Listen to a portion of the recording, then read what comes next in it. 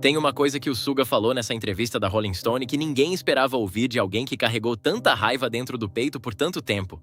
Ele disse com todas as letras que depois do último álbum como August D, não sobrou nenhum sentimento negativo no corpo dele. Nenhum. E quando você entende de onde esse homem veio, o que ele atravessou para chegar até aqui, você percebe que essa frase não é simples. Essa frase é o fim de uma guerra que ele travou contra si mesmo durante mais de uma década.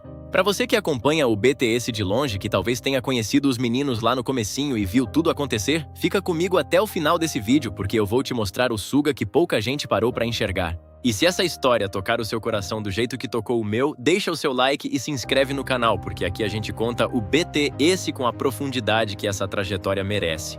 O Suga sempre foi o membro mais difícil de ler. Aquele olhar fechado, a postura de quem está sempre meio de lado, observando. E não era frescura. Ele mesmo explicou de onde vinha tudo isso.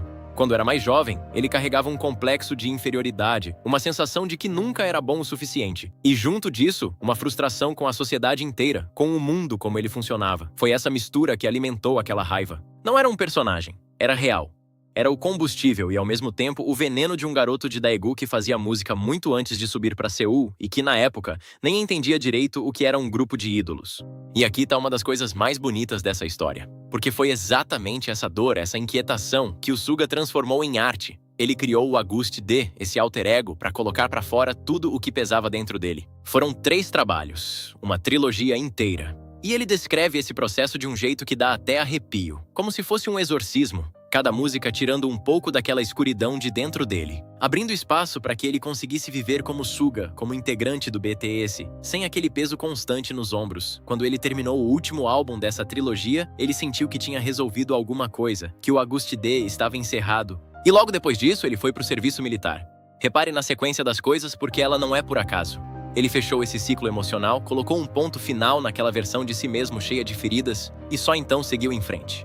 Não é à toa que ele diz que voltou diferente, ele voltou esvaziado da raiva. E quando a raiva vai embora, sobra espaço para outra coisa entrar, sobra espaço para paz. E é isso que mais impressiona quando você ouve o Suga hoje, a serenidade. O cara que antes vivia em modo de combate, sempre defensivo, sempre tenso, agora fala sobre relaxar. Ele admitiu que durante muito tempo o BTS foi competitivo demais, que na pressa de alcançar os objetivos eles acabaram deixando de lado a saúde física e emocional. Eles se cobravam tanto que esqueceram de cuidar de si mesmos. E olha que coisa madura ele falar isso em voz alta, reconhecer que o preço do sucesso foi alto demais em alguns momentos. Mas agora, segundo ele, dá pra respirar, dá pra relaxar um pouco. O Suga vê isso como liberdade. Agora eles podem se divertir de verdade. Ele acredita que, enquanto houver vontade, eles podem seguir até os 70, os 80 anos. Porque para ele, enquanto existir vontade, não vai existir problema. O verdadeiro segredo do sucesso é o vínculo entre eles. Ele disse que os outros membros são divertidos, que é bom estar perto deles.